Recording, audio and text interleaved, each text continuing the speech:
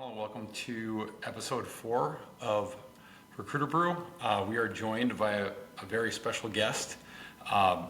We are actually staying on the theme of Emerson College alumni. Last week we had Justin Termini, who's a friend of mine, also Emerson College alumni. And today we have a very good friend of mine, Benjamin Chase.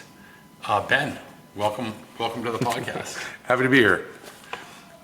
Yeah, Ben, well, thanks for joining us, man. I mean, we are right now broadcasting again from North Station. Tonight, the Boston Celtics are playing the Oklahoma State Thunder, and we're going to stay along the theme of really kind of like, careers in sports. And Ben's got an exciting journey he's going to share with us today. So, Ben, kind of provide a little backstory about yourself and really kind of what, your journey in terms of how you ended up getting to where you are today. Sure. So after playing basketball in college, I wanted to stay in basketball. I thought coaching was for me, and I wanted to coach at the college level. So I started out coaching at my alma mater, Emerson, for 2 years with the men and the women's team there. And then I went to grad school at Boston University and got a grad assistant position with the men's team at BU. It was a great year to get that position because we won the America East. We went to the NCAA tournament, got a 16 seed, got to play Kansas in Tulsa, Oklahoma in the first round. So that was exciting, a lot of fun. And from there, I was looking anywhere in the country to try and get my first coaching job. And growing up around here, there was a school I wasn't super familiar with, Houston Baptist University in Houston, Texas. It's Houston Christian now, but back when I was there, it was Houston Baptist University. Ended up offering me an opportunity and moved down there, worked at HBU for 5 years. My first 2 as the director of operation with the men's basketball team, and then an on-court assistant coaching position became open with the women's team, so I made the jump to the women's side, and that was fantastic. So from there, I was an assistant coach at the Division I level for about 10 years. I coached at Houston Baptist, then I went to Boston University, back up here in my neck of the woods. And my most recent college coaching job was at West Point, out in upstate New York. So my last year there was 21-22.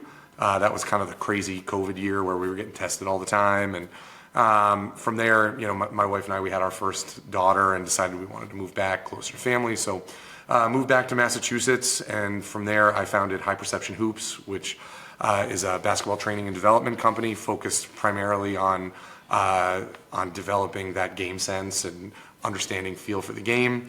I'm also currently the girls varsity coach at the Brooks School, a pretty good program in NEPSAC, the private school league here in New England, and I teach sports psychology and coaching at the University of New Hampshire. So, definitely kind of an interesting path for me. Didn't think I would end up here, but I love it. It's been great.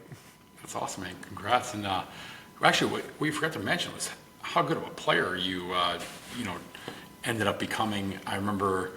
Really, I think I was 2 years above you at Emerson College, and when you joined the Emerson men's basketball team, would you say you were like a highly recruited prospect coming into college? No, I think the recruiting pitch I got was, "We'd love to have you, but there's a good chance you'll never play." So tell us a little bit about how you ended up finishing your college career. Sure. I loved basketball. I wasn't particularly good at it, but I ended up taking that offer. I made the team. I didn't play very much as a freshman, but we graduated a pretty good senior class, and there was some opportunity the next year. I worked really hard. I played more, and I continued to get better. And my senior year, we had a great team. We won 24 games that season, and I was the leading scorer and ended up being an academic All-American. So you never know what can happen if you work hard. There was tears in my eyes when I came back to watch you play. My senior year, your senior year, dude. You might be the most improved college basketball player of all time. just seeing you kind of fly around the court there, it's really reminiscent of what John Havlicek, throwback player. So, yeah, man, impressive stuff. And, really a testament to the hard work you put in and really the conditioning you got in, man. You were like the Energizer Bunny out there. How did you, I guess, tell us a little bit about how you, I guess, really put yourself in that conditioning to be able to just always go like the Energizer Bunny, honestly. Well, thank you. It's a very generous compliment, but the one thing, in order to be the most improved, you have to start out pretty bad. and I was, but, I think just in order to get an opportunity, I couldn't do the things that everybody wanted to do. I wasn't a great scorer. I didn't have, athleticism or size or anything like that. So I had to do all the stuff that anybody could do, but nobody wanted to do. So I sprinted really hard, and I tried to make all the times, and I tried to dive on the floor and take charges. And, I've learned as a coach, you really appreciate the people who do that stuff. But in my case, it was more out of necessity, because if I didn't do that stuff, there was no chance I was going to play. But by doing that, it gave me an opportunity, and fortunately for me, I was able to improve my real basketball stuff over time, and contribute on the stat sheet in more traditional ways as time went on. Absolutely. And I think I don't know if you mentioned didn't you end up finishing all conference or something like that, like your senior year as well? Yeah. I think I was all conference, which it was funny to me because I had a great season. But when I look back at that team and I look at the players we had, I'm like, I wonder why I was even starting. We had so many great players on that team.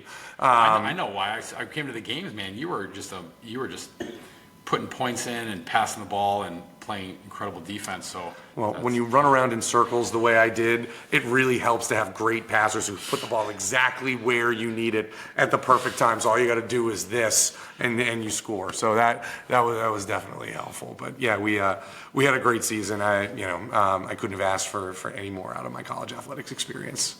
Absolutely, you made the most of it. Congrats, man. Great work. And I guess and we didn't really.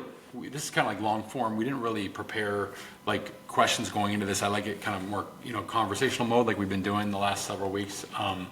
So kind of asking on the spot, man, what gave you the inspiration to pursue basketball and even a career in pursuing coaching basketball? Sure. So we were both fortunate to play for a tremendous basketball coach. And I think my experience of starting out as a pretty bad basketball player and seeing the transformation I was able to make over the course of 4 years, the thought of being able to do that for somebody else or help facilitate that type of growth and change, that just resonated with me. And so being able to help other people and, be competitive and coach and be in an athletic environment, it spoke to me. And I think throughout the course of my time in college, I started out as a film major, switched to TV video over time, but I realized kind of early on, the other kids in my major, when they had downtime, they were out making student films or being production assistants on bigger movies that were going on in the city. All I wanted to do was be in the gym. And that was a tell for me that maybe something in athletics was the direction I wanted to go. And I feel really fortunate to have had a great coach who kind of laid out the blueprint for what you could do or the impact that you could have as a coach. And I think that's still a thing that motivates me today. Dude, that's great. And then another thing is really about, and I don't mean to just gas you up all conversation, but you also co-captained with me when I was a senior. You were a sophomore at Emerson. That's a testament to really just your your maturity and leadership behavior. Really, even at a young age, as sophomore in college. We got plenty of interns and stuff that come through the program, and we know how much you can mature over those years. And really, you stepping into co-captain with me as a sophomore was really impressive. And that's just you just really you found a way to really, it seemed like you were really about the right things, and we were for the betterment of the team. So man, kudos to you for doing amazing things. Appreciate it. Well, I learned a lot about leadership from you. You know, I worked really hard. I tried really hard. I don't know that I was necessarily ready to lead in that capacity at that time, but you know, I was glad to have an example that helped me grow in that process as well. So appreciate you. Thanks. It's the first compliment I've ever received.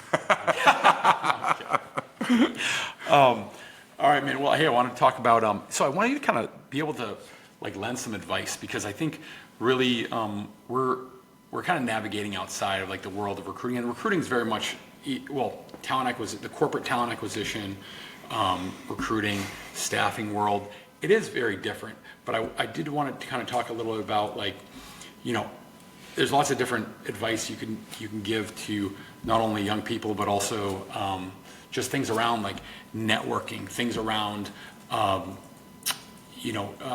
recruiting, things around just in terms of like just sports management. Tell us a little about like some things you've kind of maybe picked up along the way that maybe have helped you, or just really some things you even teach in your classes and as a basketball coach. Sure.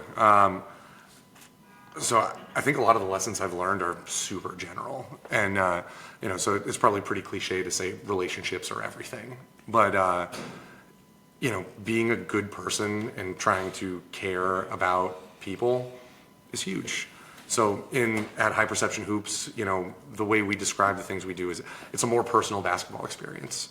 So we take the time, if you have a big basketball camp where you have 100 kids, it's really important to us that you learn every kid's name. And the kids may not be thinking about that at all when they get here, but they'll be able to pick up on it if, the coach doesn't even know who I am, or they're not paying me attention. And, with some of the teams that we run, a lot of the players came to us from bigger, more notable organizations because, they just felt like that organization didn't care about them, or they got lost in the shuffle for whatever reason. So, we do little things to make sure that everyone feels like we care about them. Details matter, yeah. 100%. Yep. Whether you're the most talented player we have, whether you're new to the game, and we try to figure out like what do you as an individual need, and from a coaching standpoint, like some players need some love, I think confidence is huge, and figuring out how you build confidence is massive. And then there are players who, at certain moments might need to be reminded that humility is important as well. And so we got to remind them, like, yes, we think you're great, but like, not that great, So just being real and honest and trying to build better people through what we do. But I think, people are going to know if you don't care about them. It requires time. Sure. It requires listening and making sure you're accurately hearing what people are saying. And it doesn't always mean that you need to reading the tea leaves sometimes. 100%. Yeah. The story, like sometimes people will tell you exactly what they want. Other times people will tell you a version of the story that maybe sounds better, or they're not comfortable being totally direct with you. Being able to figure out it's like going to therapist. It's going to like the psychiatrist for the first time. You're like kind of sugarcoating everything. You're like, hey, you know what? I got my life figured out, but things come out of it eventually in the wash, right? But if we're trying to help, like in my business, we're trying to help basketball players become the best version of themselves. The most important piece to that is confidence. Confidence in themselves, confidence in their ability, confidence in their coach, that the coach is going to put them in positions that they believe they can succeed in. And then if they don't maybe have it all yet, confidence that they can get there. So self-efficacy is the way we phrase it, but how do we get everyone there? And you might have people who are there and then they lose a little bit of confidence, or they level up and now they're playing against a higher level competition. And how can you as the coach impact them in the most positive way, or recognize, we've lost a little bit of confidence here. How can we maybe reduce the role or what we're asking without making them feel like they're being diminished within the program? Or how can we elevate the skills that they need to elevate to get to that level and be competitive at that next level that they're now seeking to get to? And coaching at the Brook School, we play in the Independent School League, which in my opinion is if not the most competitive girls basketball conference in the country, it's one of them. Right. We're playing against future college players every night, and usually future NCAA Division I players every single night. So if you don't show up ready to play, they're going to get you. And I think for a lot of the girls that come and play for me, they come from a public school background or somewhere else where the competition level might have been good, but it is not this good. And so understanding what it's going to take, or understanding that now you're on a team where everybody who's coming here was the best player on their high school team, on their club team, and now you've got to go out and our team's pretty good, but we played 2 teams this year that each individually had 3 McDonald's All-American nominees on the roster. And, that's going to humble you a little bit. And you got to go out there, you got to compete, you got to give everything that you have. But you got to understand, okay, this is the best of the best, So how do we go out there, compete, let the chips fall where they may, playing as hard as we possibly can, but also, being realistic about hey, a lot of times we're going to do the best job we can possibly do, and they might just make a great shot, or we're hustling, we're getting back, the ref has to make a call, we think we're doing everything we can, but they call a foul and we think it should be a charge. Sure. Tough go, we got to keep competing. How do we maintain our confidence as we level up both within our team and with the opponents that we play against? That's amazing. Tell us maybe, so you kind of you lived that life as a assistant coach, grad assistant, basketball operations on the college level. Tell us some things maybe that's, whether maybe it's around the amount of work it takes or amount how recruiting kind of worked back then, because before NIL, right? Mm-hmm. Tell us a little about just kind of something that the average person would know about going into coaching college basketball, men's or women's program. Sure. So I think just understanding how it all works, the dynamic. So at the Division I level, most teams have 5 coaches. They have a head coach, 3 assistants, and a director of operations. There are some slight variations. When I worked at West Point, Military Service Academies actually get an additional assistant coach. So we had 4 assistants when I was at West Point, which was a nice advantage for us to have, although we had some other challenges we had to overcome. But I think as an assistant coach, what I learned is, the head coach is essentially the CEO of your team. Right. And so they're going to have to make all the tough decisions. Right. And your job is to help give them as much information as they can possibly have to make the best decisions. And if they make a decision that wouldn't be the decision you would make, you better get in line and support them, because you got to be unified. And if you want the team to be the best it can possibly be, the coaching staff has to be aligned. Right. And players can't come with complaints to one assistant coach who lends a sympathetic ear when, the rest of the coaching staff is kind of towing a hard line saying, hey, that behavior is unacceptable. We've decided we're moving forward this way. Right. We want to help you, but you can't do X, Y, or Z. And if someone's not on board with that, your organization's not going to be as effective. Your primary function as an assistant, you love the basketball piece. We all want to do, the X's and O's and manage stuff in practice and the games. Most of that's going to fall to your head coach. Most head coaches handle the majority of basketball decisions. They may take your input, but at the end of the day, you kind of need one person that's leading and executing. And, in those moments where they hand you the torch and let you go, awesome, do your best and make sure they want to keep giving you those opportunities. But your primary role is, recruiting. Making sure recruiting is the lifeblood of the program. Your ceiling as a team is dependent on the level of ability of your players.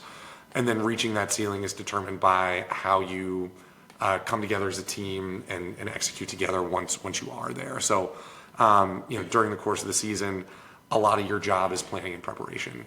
That might be compiling scouting reports and video of opponents. Right. It might be breaking down practice film, working with individual players about the things that they do and helping them integrate those into our technical and tactical stuff that we're doing as a team. Or it may be, being a therapist and helping, be an outlet for the stress, because it's a high pressure environment. Sure. You have young athletes who want to succeed, want to compete.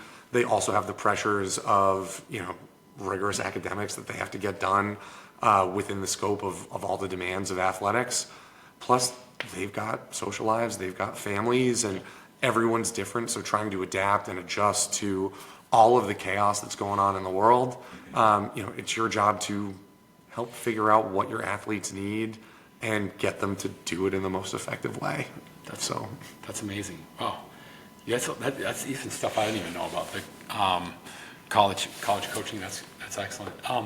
I guess so. Not a lot of folks know about that kind of like the basketball pipeline. Emerson College. Under the like Hank Smith era, all the folks that came through. Actually, ironically, tonight we're heading to the Celtics are hosting the Oklahoma City Thunder tonight, and we're kind of doing like an alumni reunion, like essentially like a local Boston alumni reunion, and it spans through the years, the mid '90s, all the way through. Really guys that played for Coach Smith through the early 2010s. So I guess. We got notable alumni, right? We had, we interviewed last week, like mentioned Justin Termini, who was a contributor to the program through the broadcasting side of things, and then we've of course got them, the most notable alumni, which is just because they're kind of in the spotlight with the professional basketball, and that makes big bucks, So you had like Sam Presti and Rob Hennigan, who served as general manager, as well as Will Dawkins, who was recently named general manager of the Washington Wizards.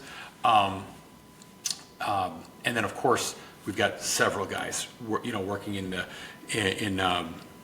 NBA across the board. And to be honest with you, there's like too many of them to even name at this point. Like I could go on dozens of people who are associated with the Coach Smith legacy, working in pro basketball and college basketball, like yourself, and many who work in high school basketball are serious programs like yourself, and both locally and across the country.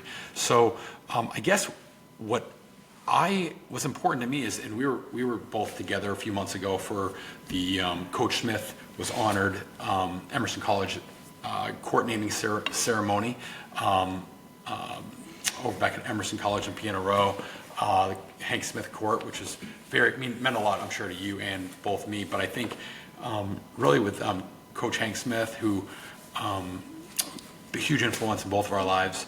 Like, tell us a little bit about kind of some things you learned from Coach Smith that have kind of contributed to who you are today, and then also maybe even toward your basketball coaching career. Sure. So I'm cheating a little bit here because in the classes I teach at UNH, we're really fortunate to have a guest speaker come and share some wisdom with our class. This week? Literally yesterday. And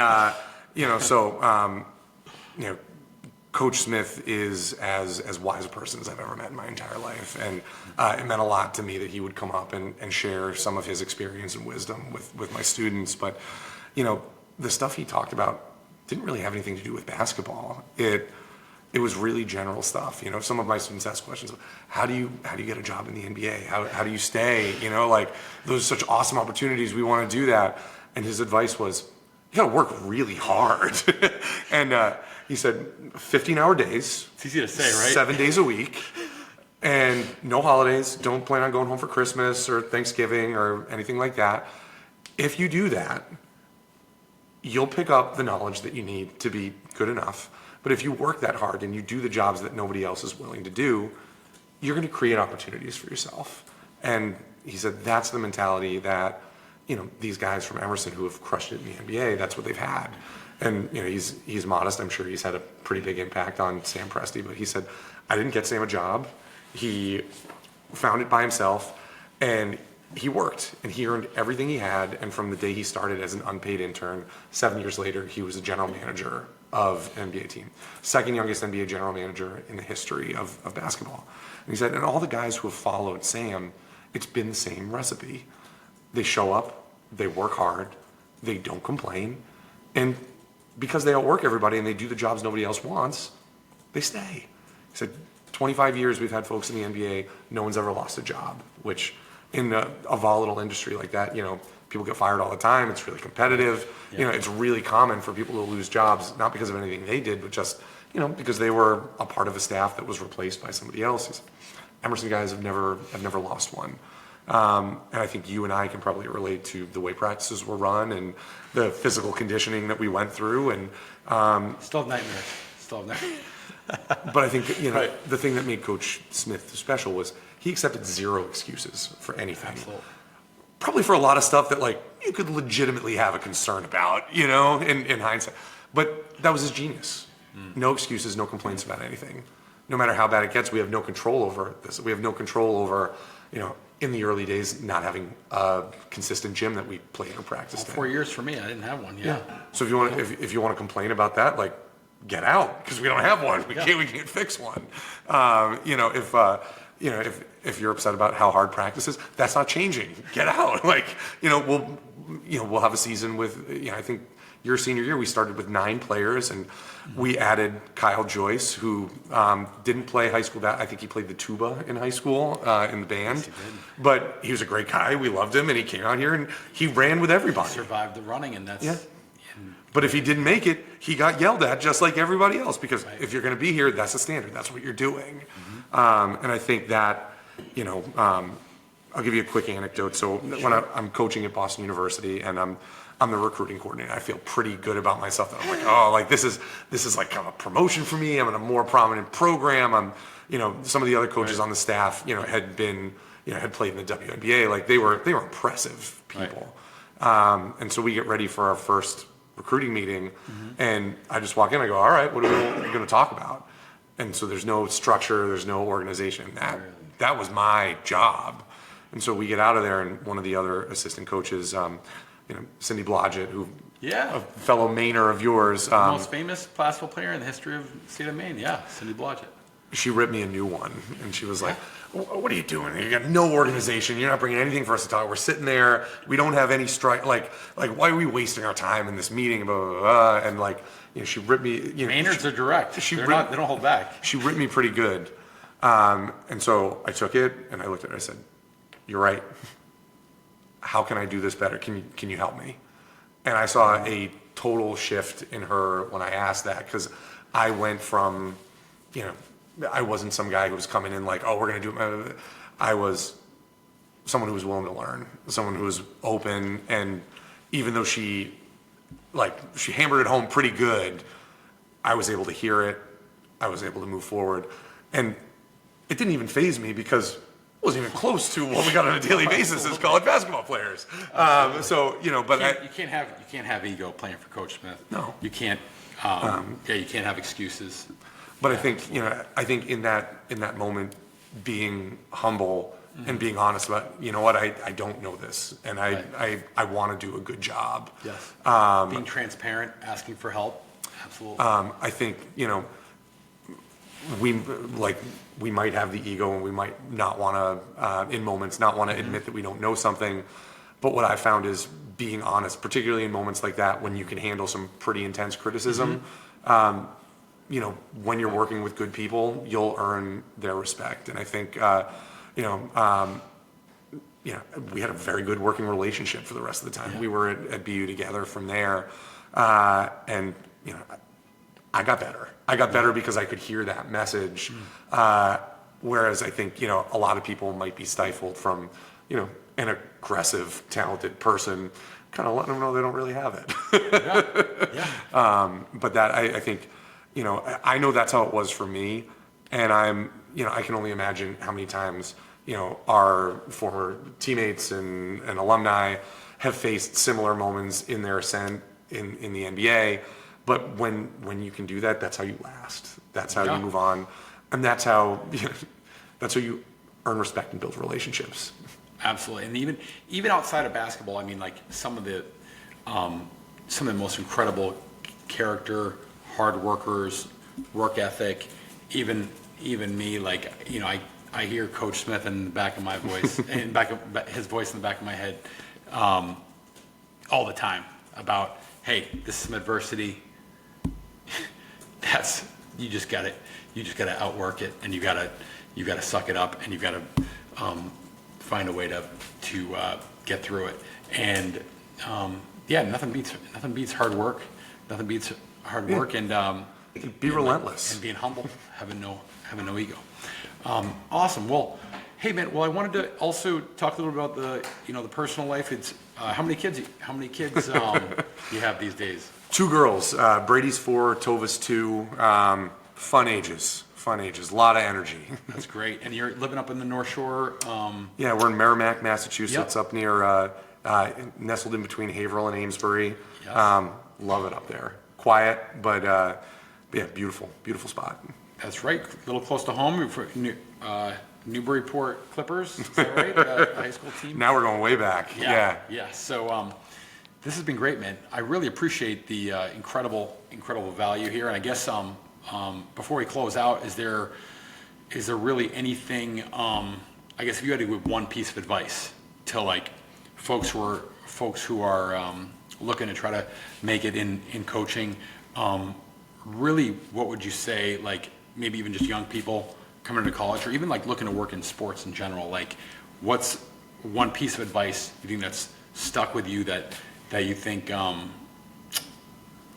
is probably like one of the most important things? Sure.